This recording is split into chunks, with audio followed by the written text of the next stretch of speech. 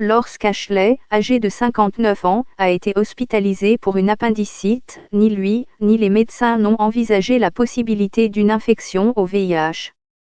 Ils ont dit, tu n'as rien, tu as un virus sans savoir que j'avais le plus gros virus qu'on peut attraper, se souvient Ashley. Il a été diagnostiqué séropositif il y a 3 ans, après avoir eu des rapports sexuels non protégés.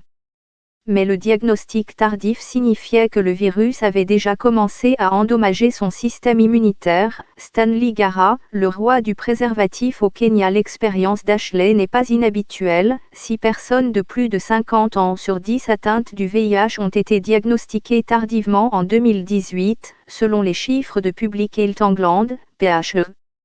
Selon les professionnels de la santé et les organisations caritatives, la stigmatisation et l'idée fausse selon laquelle les personnes âgées ne sont pas sexuellement actives font que les symptômes ne sont pas toujours détectés. Les plus de 50 ans, les personnes qui sortent d'un divorce ou d'un mariage, se croient en sécurité, explique Ashley.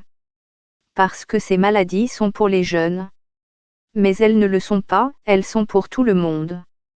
Les chiffres obtenus par le programme Victoria Derbyshire de PHE montrent que les taux d'infection sexuellement transmissibles, IST, chez les plus de 45 ans ont augmenté d'environ un tiers au cours des 5 dernières années. Selon Nora O'Brien, experte en santé sexuelle de PHE, les personnes âgées elles-mêmes ne se perçoivent souvent pas comme étant à risque. Ce point de vue est partagé par Karen Norton, 63 ans, qui a contracté le VIH il y a quelques années en Afrique.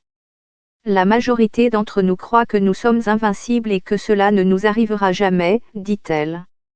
Séropositif, brisez les préjugés sur le VIH à la rencontre des LGBTQI+ d'Abidjan. Vous n'aimez pas vraiment penser que votre mère ou votre père puisse avoir cette maladie, mais c'est tellement possible. Si vous avez des rapports sexuels non protégés, cela peut vous arriver. Je suis un exemple vivant. Le mois dernier, les chiffres ont montré que le nombre de personnes diagnostiquées séropositives au Royaume-Uni avait considérablement diminué depuis 2012, en particulier chez les hommes homosexuels et bisexuels. En réponse, le Terence Higgins Trust a déclaré qu'il fallait désormais se concentrer sur d'autres aspects que les communautés associées de manière stéréotypée au VIH.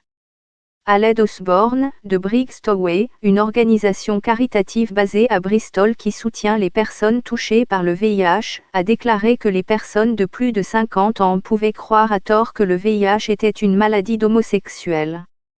Les personnes âgées se souviennent encore des campagnes de lutte contre le VIH/SIDA des années 80 et 90, dit-il, et elles n'ont pas nécessairement reçu des informations correctes depuis. Vivre avec le VIH aujourd'hui n'est plus la condamnation à mort qu'elle était dans les années 80 et 90. Nous disposons d'un traitement efficace, dit-il. Les personnes vivant avec le VIH qui suivent un traitement efficace ne peuvent pas transmettre le virus. L'espérance de vie des personnes à qui l'on prescrit des médicaments antirétroviraux à un stade précoce est conforme à celle de la population générale.